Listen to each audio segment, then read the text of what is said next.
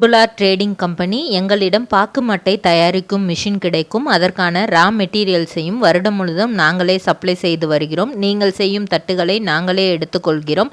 அதற்கான லோன் வசதியும் செய்து தருகிறோம். இன்றைக்கி நம்ம பார்க்க போகிற செலிப்ரிட்டி விஜய் டிவியில் ரீசண்டாக ரொம்பவே த்ரில்லிங்காக போயிட்டுருக்க ஒரு சீரியலான ஆஹா கல்யாணம் சீரியலோட 3வது பொண்ணு பிரபாவை பற்றி தான் இன்றைக்கி நம்ம பார்க்க போகிறோம். இவங்களை பற்றின ஃபுல் டீட்டெயில்ஸ் தெரிஞ்சுக்கிறதுக்கு முன்னாடி சேனலை சப்ஸ்கிரைப் பண்ணாதவங்க மறக்காமல் சப்ஸ்கிரைப் பண்ணிக்கோங்க. அப்போ தான் நாங்கள் போடுற வீடியோஸ் உங்களுக்கு நோட்டிஃபிகேஷனாக வரும். வாங்க வீடியோக்குள்ளே போகலாம்.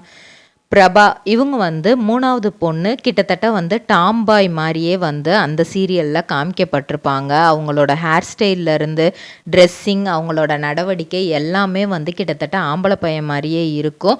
இந்த 3 பொண்ணுங்களுக்குமே ஒரு பணக்கார வீட்டு 3 பசங்களை கல்யாணம் பண்ணி வச்சிடணும். எப்படியாவது எந்த பொண்ணுங்களுக்குமே ஏழையான பையனை பார்த்து கல்யாணம் பண்ணக்கூடாது அப்படிங்கிறது தான் கோடீஸ்வரியோட ஆசையாக இருந்தது. ஆனால் ஃபஸ்ட்டு 2 பொண்ணோட வாழ்க்கை அவங்க எதிர்பார்க்காமையே 2 பணக்கார வீட்டு பையனோட தான் அமையும். ஆனால் அவங்களோட வாழ்க்கையுமே ஸ்டார்டிங்கில் ரொம்ப கஷ்டத்தில் தான் ஆரம்பிக்கும். அதுக்கப்புறம் தான் மகா சூர்யா பேர் நல்லா இதாகும். அதே மாதிரி இப்போது ஐஸ்வர்யாவும் நல்லா திருந்தி வாழ்ந்துட்டுருக்காங்க. இந்த டைமில் பிரபாவுக்கு விஜய் மேலே காதலாக இருக்கும். ஆனால் விஜய்க்கு அனாமிகாவோட கல்யாணம் ஆயிரும். அப்படி கல்யாணம் ஆகும்போது அனாமிகா இப்போ பிரபாவோட கல்யாணத்தை நம்ம எப்படியாவது கெடுக்கணும், ஏன்னா நமக்கும் விஜய்க்கும் டைவர்ஸ் ஆக இவளும் ஒரு காரணம் அப்படின்னு சொல்லிட்டு அவங்க மேலே அவ்வளோ கோவமாக இது பண்ணிடுறாங்க. எதிர்பாராத விதமாக விஜய்க்கும் பிரபாவுக்குமே கல்யாணம் நடந்து முடிஞ்சிருது. இந்த சைடு பார்த்தா அனாமிகாவோட டைவர்ஸும் ரத்து பண்ணிடுறாங்க. ஸோ இந்த இப்படி நடிச்சிட்ருக்க டாம்பாய் மாதிரி நடிச்சிட்ருக்க நம்ம பிரபாவோட பேர் பவ்யஸ்ரீ. இந்த பவ்யஸ்ரீங்கிறதே அவங்களோட உண்மையான பேர் கிடையாது. அவங்களுக்கு அவங்களோட அப்பா அம்மா வச்ச பெயர் பவித்ரா. இவங்க 1999ஆம் ஆண்டு ஆகஸ்ட் மாதம் 31ஆம் தேதி பிறக்கிறாங்க. இவங்க அப்பா பெயர் கமலக்கண்ணன். இவங்க சென்னைக்கு பக்கத்தில் இருக்கிற பெருங்குடி அப்படிங்கிற ஊரில் தான் பிறக்கிறாங்க.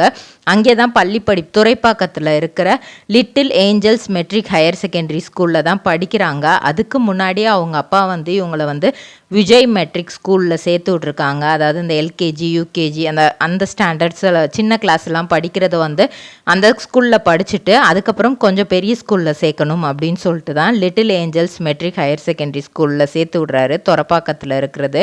இவர் ஒரு பேங்க் ஆஃபீஸர். நந்தமில் உள்ள இந்தியன் பேங்க்கில் தான் இவர் ஒர்க் பண்ணியிருக்காரு.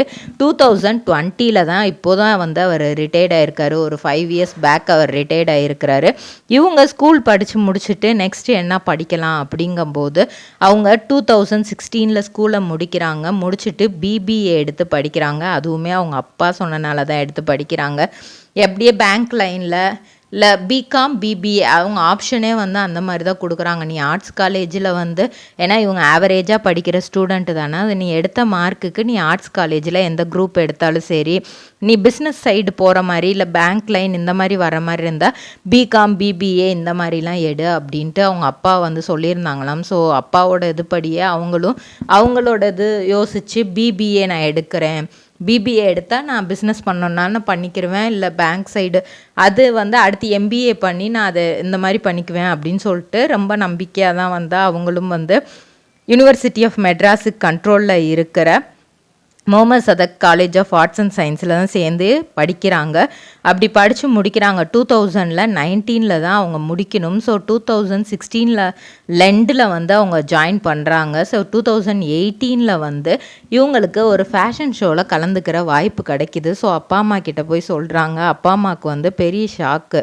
நம்ம பொண்ணு நம்ம அந்த மாதிரி நம்ம இது பண்ணலையே, இது வரைக்கும் அந்த மாதிரி ஃபேஷன் ஷோ அது இதெல்லாம் சொன்னதில்லை. காலேஜில் டான்ஸ் ப்ரோக்ராமு ஸ்கூலில் டான்ஸ் ப்ரோக்ராம் இருந்தால் பார்ட்டிசிபேட் பண்ணும், கல்ச்சுரல்ஸ் பார்ட்டிசிபேட் பண்ணும். ஏன்னா மெட்ரிக் ஸ்கூல்னால நிறையவே கல்ச்சுரல்ஸ் இந்த மாதிரி ப்ரோக்ராம் எனி டைம் நடந்துக்கிட்டே இருந்திருக்கு. அது எல்லாத்துலேயுமே இவங்க பார்ட்டிசிபேட் பண்ணி இவங்களுக்குள்ள பெருசாக நம்ம அழகாக இருக்கோம், நம்மளை அழகாக மற்றவங்களுக்கு பிரதிபலிக்கணும், அதில் நம்ம ஷைன் பண்ணணும் அப்படின்னு இவங்களுக்குள்ள நிறைய ஆசை. ஸோ அந்த வேர்ல்டு ரெக்கார்ட் ஷோவில் வந்து இவங்க கலந்துக்கிறாங்க. ஸோ கிட்டத்தட்ட ஏன் அது வேர்ல்டு ரெக்கார்ட் பண்ண ஷோ அப்படின்னா, கிட்டத்தட்ட அந்த ஃபேஷன் ஷோ வந்து பிரேக்கே இல்லாமல் 25 ஹவர்ஸ் வந்து நடந்திருக்கு.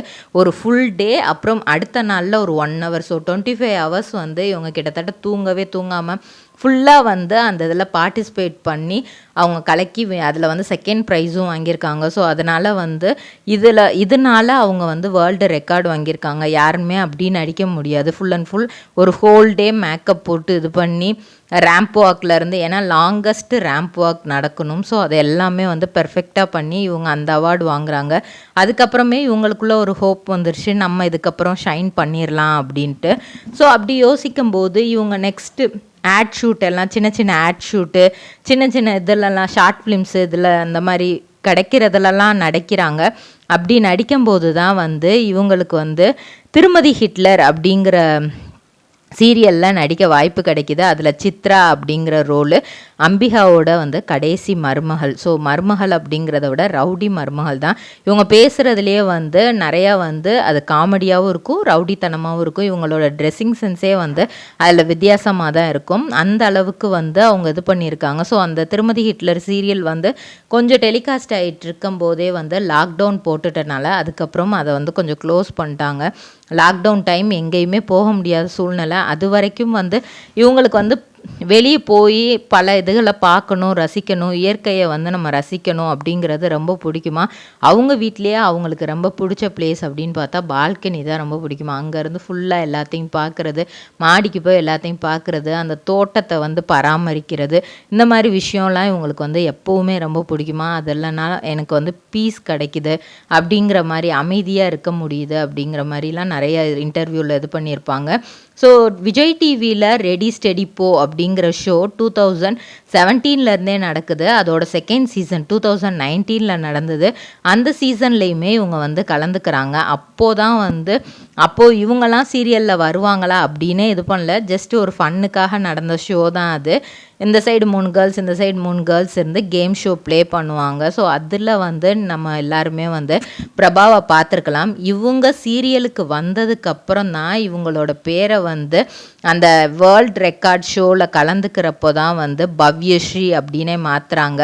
அது வரைக்குமே அந்த ஷோவில் கூட அவங்களோட பேர் வந்து பவித்ரா அப்படின்னு தான் ரெக்கார்டாக இருக்குது. அந்த வேர்ல்டு ரெக்கார்ட் ஷோலையுமே இவங்களோட நேம் பவித்ரா கமலக்கண்ணன் அப்படின்னு தான் ரிசம்பிள் ஆகிருக்கு. அதுக்கப்புறமா இவங்க வந்து ஆட் ஷூட்டு அது இதுன்னு வர்றதுக்கப்புறம் சினிமாக்குள்ளே என்ட்ரி கொடுத்ததுக்கப்புறம் சீரியல் என்ட்ரிலேயே இவங்களோட பேரை வந்து பவ்யஸ்ரீ அப்படின்னு சொல்லிட்டு வந்து இவங்க மாற்றிக்கிட்டாங்க. அதுக்கப்புறம் பாண்டியன் ஸ்டோரில் வந்து நம்ம இவங்கள பார்த்துருக்கலாம், மீனாவோட சிஸ்டராக நடிச்சிருப்பாங்க.